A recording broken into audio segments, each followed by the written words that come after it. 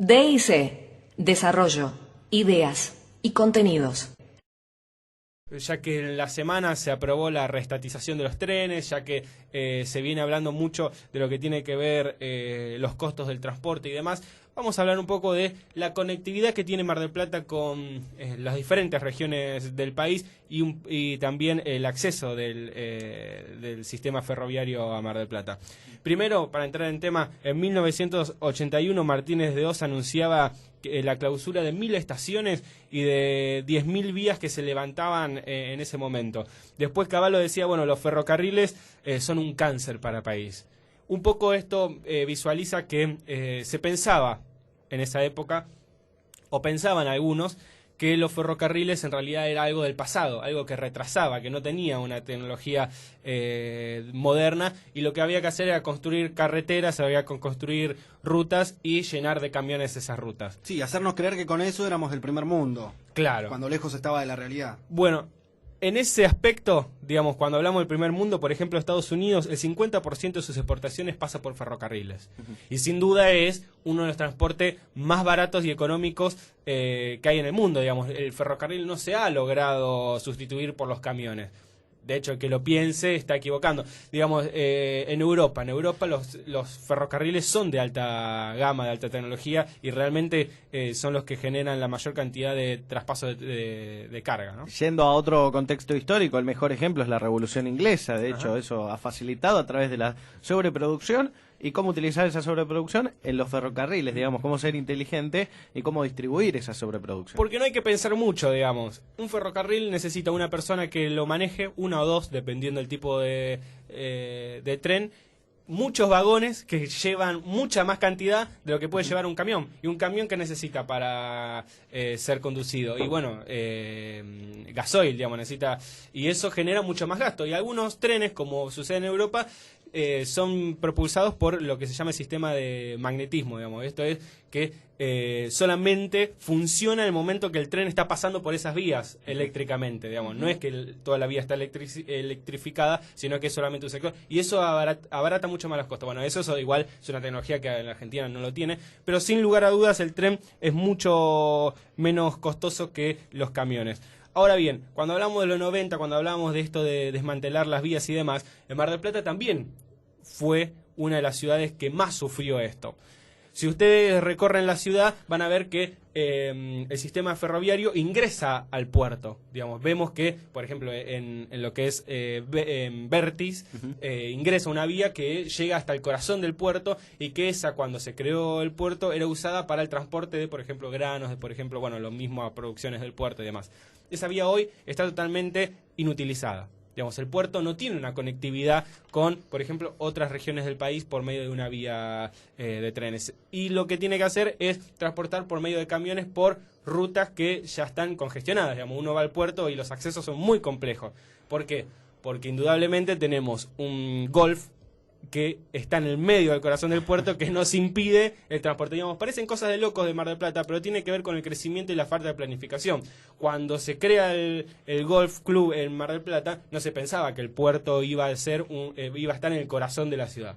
Y ya que hablábamos hace instantes del canon irrisorio que paga el empresario Florencio Aldrey Iglesias de 150.000 pesos anuales, hay que decirlo también, el Golf Club Mar del Plata paga un canon anual de $10.000 anuales. Claro. ¿Sí? $10.000 anuales. Perdón por esté fuera de contexto, digamos, pero ya que lo mencionó, valía la aclaración también. En algún otro domingo vamos a tratar a profundizar el tema del puerto más con detalle y lo que tiene que ver con los aspectos, pero lo que quiero decir es que el tren se desmanteló y el puerto quedó a la deriva en torno a la conectividad con Buenos Aires, por ejemplo. Hoy por hoy activar esa vía es muy compleja porque la vía que sería de cargas que ingresa al puerto está por el medio del corazón de Mar del Plata y es digamos, inviable que esa vía vuelva a tener vida como la tuvo en un momento, porque vemos la calle Funes, digamos, cómo atraviesa de forma diagonal a la ciudad y la complejiza mucho más.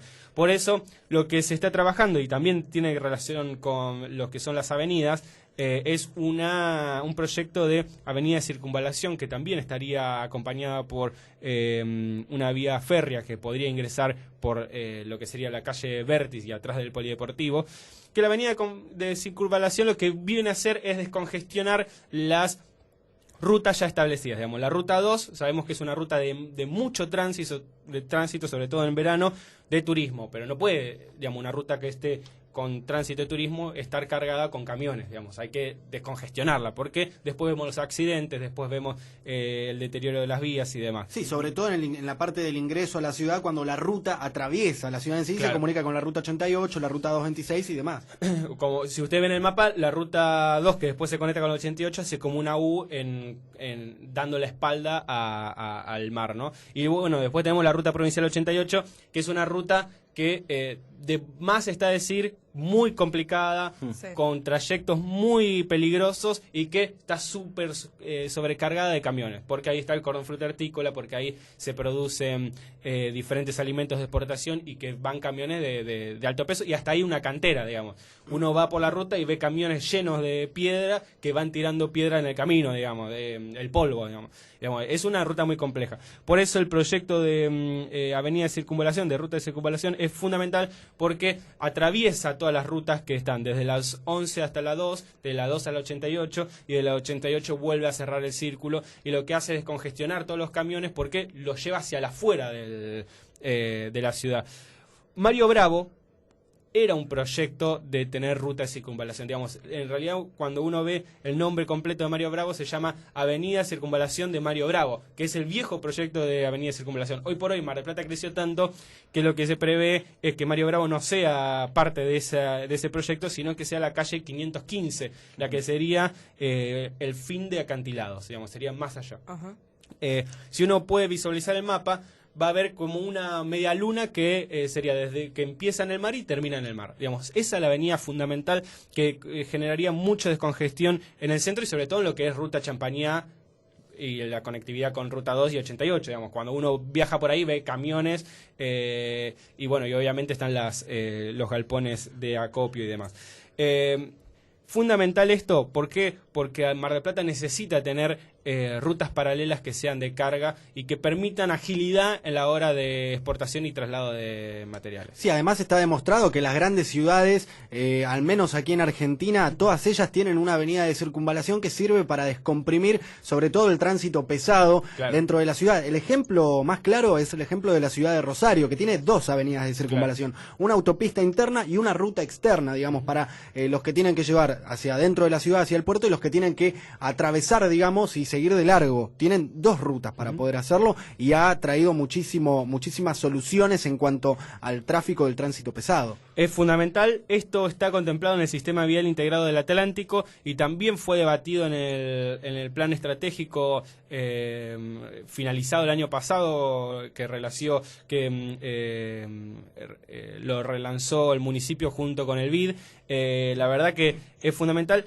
En un momento se dijo que ya se estaba trabajando, todavía no han empezado las obras, pero vendrían a traerle gran parte de la solución a Mar del Plata con respecto al transporte pesado. Ahí pasaba entonces Diego Malvernat analizando la planificación y la conectividad de la ciudad de Mar del Plata. DIC Producciones. Compuesta por estudiantes y profesionales. Creada como servicio de la comunicación. El surco se abrió en el continente para sembrar nuestro sueño de siempre. Qué lindo mostrarle al mundo que bien se siente este abrazo. Y con el fin de generar lo propio. Latinoamericano.